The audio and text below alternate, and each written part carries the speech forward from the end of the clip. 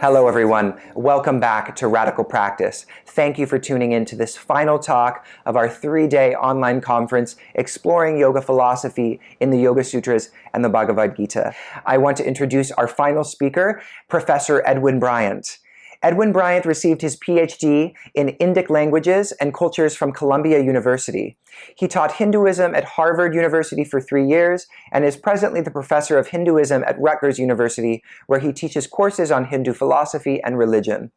He has received numerous awards and fellowships, published 6 books, and authored a number of articles on Vedic history, yoga, and the Krishna tradition.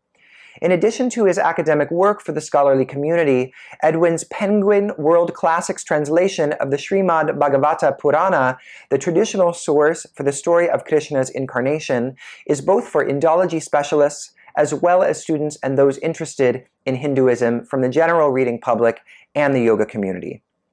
As a personal practitioner of yoga for 35 years, a number of them spent in India studying with traditional teachers, where he returns yearly, Edwin strives to combine academic scholarship and rigor with sensitivity towards traditional knowledge systems. In addition to his academic course load, Edwin currently teaches workshops on the Yoga Sutras, Bhagavad Gita, and Hindu philosophy at yoga studios and teacher training courses throughout the country. His translation of and commentary on the Yoga Sutras of Patanjali is specifically dedicated to contributing to the growing body of literature on yoga by providing insights from the major pre-modern commentaries on the text and a view to grounding the teachings in their traditional context. So with that, please welcome Edwin Bryant. His talk today is titled Ashtanga Yoga in Patanjali and the Gita, a Comparison. Om Jnana Timirandasya Jnananjana Shalakaya Chakshur Umilitam Yena Tasmai Shri Gurave Namah Akandamandalakaram Yena Vyaptam Characharam Tatpadam Darshitam Yena Tasmai Shri Gurave Namah Apavitra Pavitrova Sarvavastha Gatopiva Yasmaret Pundarika Ksham Sa Bhaya Bhyantara Shuchihe.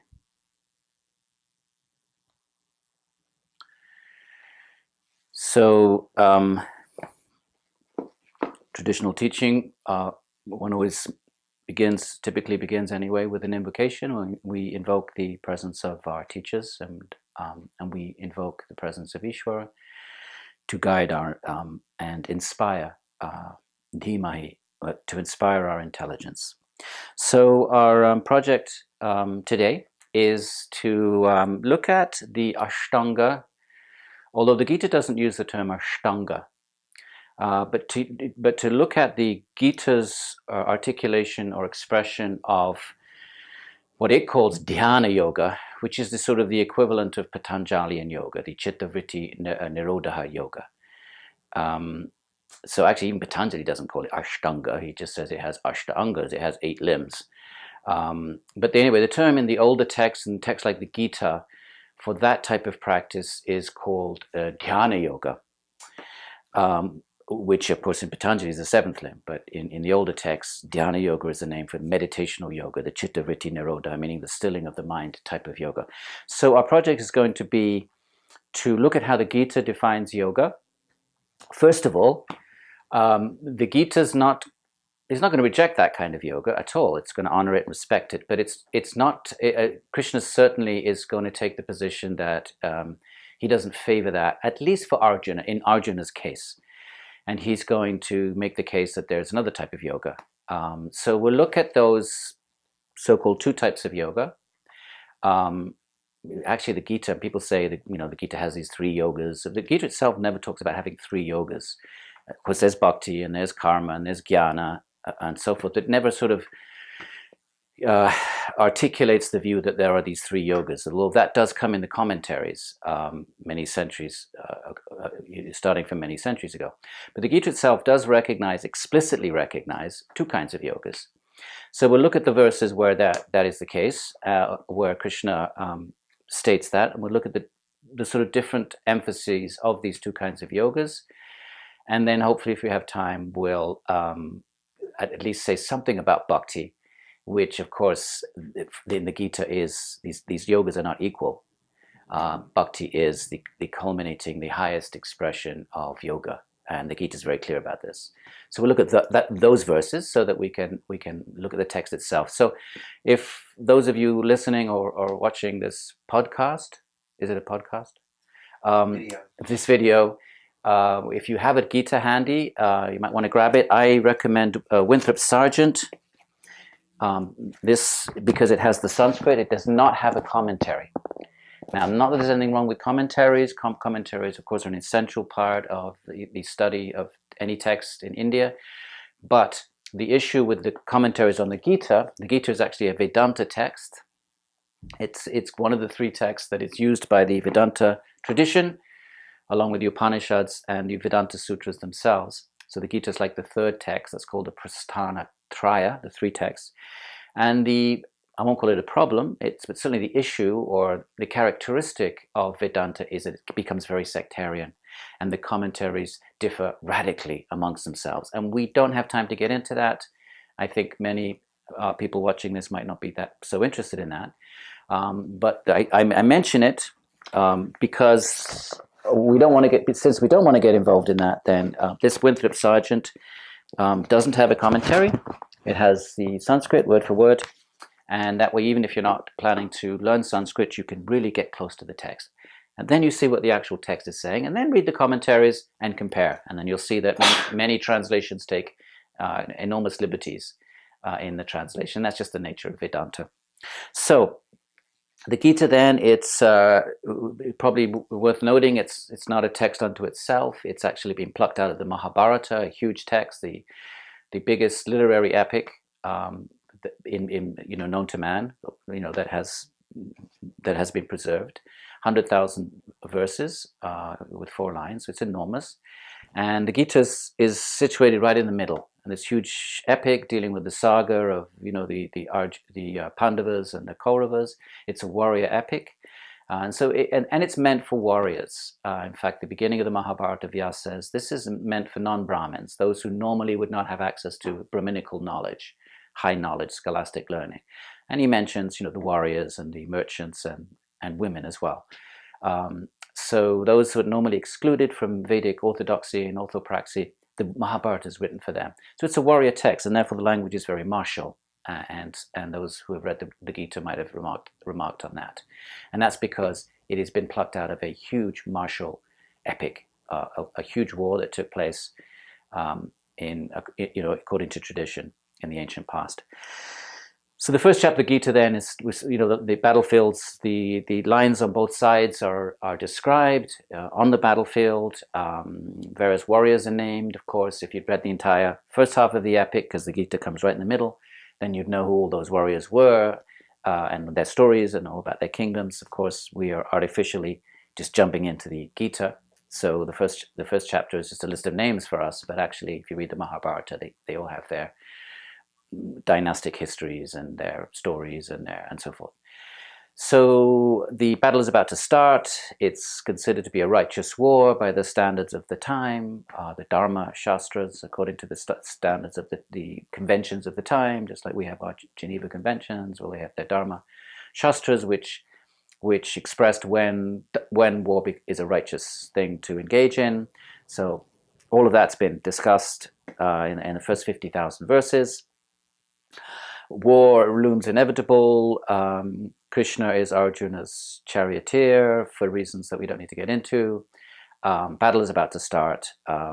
And Arjuna asks Krishna to bring his chariot between the lines. He sees on the opposing side all of the family and friends and so forth. But 2 people in particular are there. Of course, he's known all along they're there, but now he suddenly realized the implication of this. And that is Bhishma, the grand Pitamaha, the grandfather, technically granduncle, is on the other side.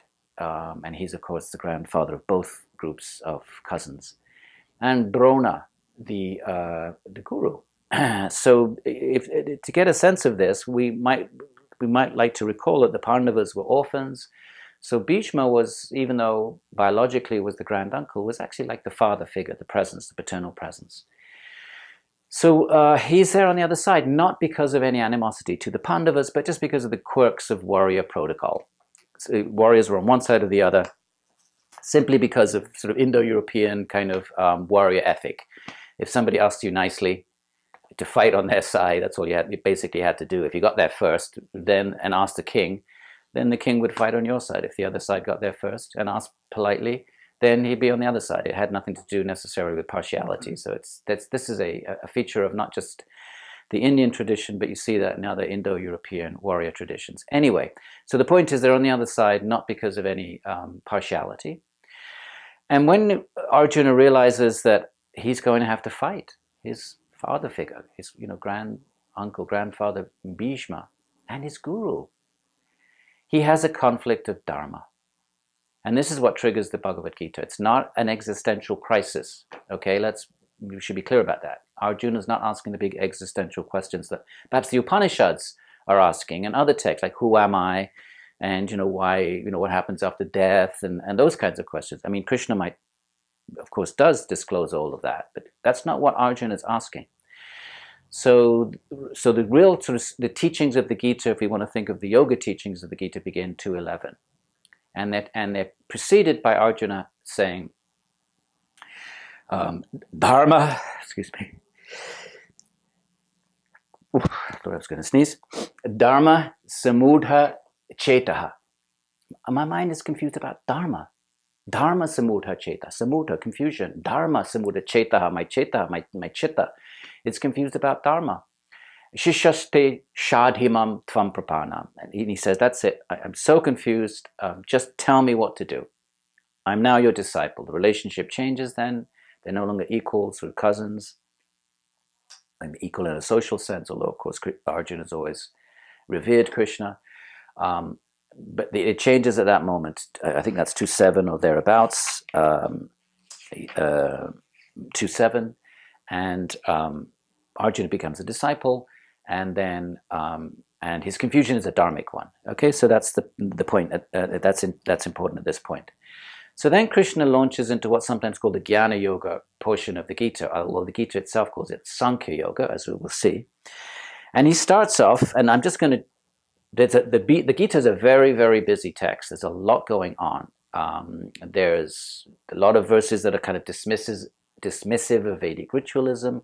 That's kind of like a sub-agenda of the Gita, to be not rejecting Vedic ritualism, but dismissive of how it's the attitude with which it's performed.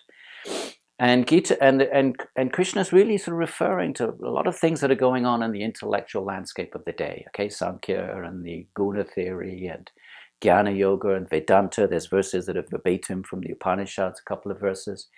Vedic ritualism, yoga practice.